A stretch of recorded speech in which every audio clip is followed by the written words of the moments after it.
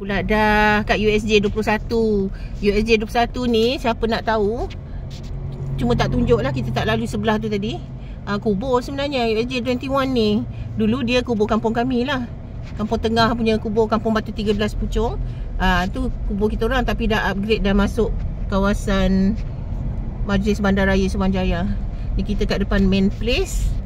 Sebab tadi pusing jauh dari Kampung Tengah, paksa lalu depan main place. Jam pula jalan. Hari Sabtu jam lah dari Puchong ni. Depan tu ada kondo. Kondo yang dibina di atas perkuburan India, atas ladang getah sivil sivil. Dulu Puchong ni banyak ladang getah. Nampak tak kondo depan tu? Kondo tu dah terbengkalai, dah tak ada orang duduk dah. Kondo tu dibuat betul-betul atas kawasan perkuburan India lah. Dulu-dulu dalam kebun getah kan.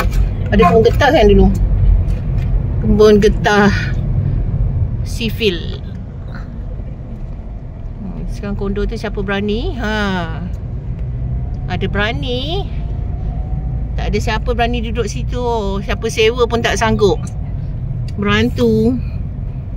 Masa ada perkuburan India dulu pun, kita lalu malam-malam dah ada yang ternampak.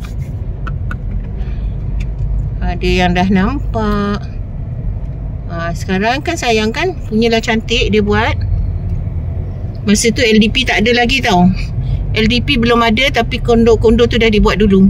Tapi sekarang dah jadi macam tu, terbengkalai. Jam gila jalan. Tu letih nak duduk Puchong ni.